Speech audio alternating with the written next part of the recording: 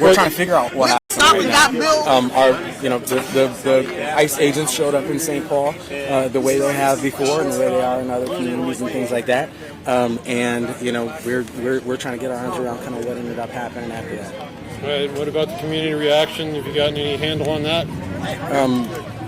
Community members are frustrated. And, this is what we see ICE agents doing all over the country, is showing up, creating havoc, creating chaos, and leaving us with, leaving local communities trying to figure out how to kind of navigate the trauma that they create. And that's part of the troubling practice that they're creating. I will say that we just saw chemical munitions and things like that were used. And one of the things that I share with the crowd is I have questions, same as everybody else does, about what precipitated that and why. I'm not going to try to, explain every single thing, or I'm not going to try to justify every single thing. That's why we have investigative processes. That's why we have body cam footage. That's why we have the use of force policies that we put in place. Frankly, I believe that our police department is good at holding ourselves accountable for actions, making sure that our actions kind of fall within kind of our use of force policies. I'm not suggesting that they don't, but I'm suggesting that what's important to me, what I've said from the beginning, is transparency, and so that we can fully understand what happens and why.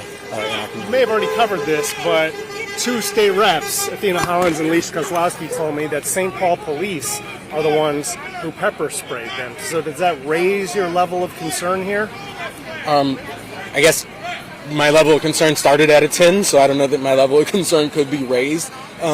It certainly gives us some action items to follow up on to understand what exactly precipitated that and to understand exactly why and how that happened. And like I said, I don't have the ability to speak on that one way or the other. I imagine our police department will be sharing something about kind of what precipitated that, but that's one of the questions that we'll have.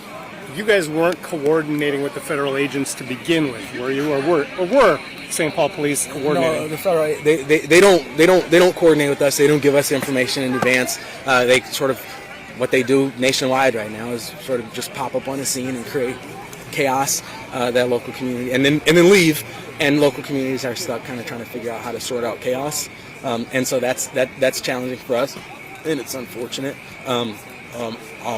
I believe our officers, and again, there's a lot to sort through. I believe our officers got reports that somebody had been throwing rocks, that somebody had been, blocking streets and things like that.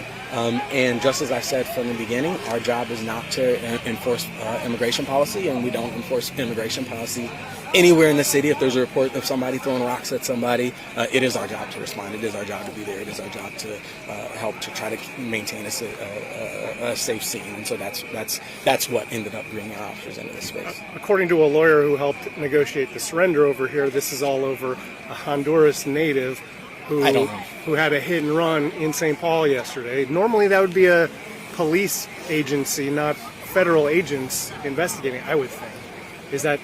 Doesn't that seem abnormal to you? All of this seems abnormal to me. I don't have any specifics about kind of the details of this, again, because they don't share specifics with us. So I don't know. Okay? Thank you, Mayor. Thank you. Thank you, Mayor Carter.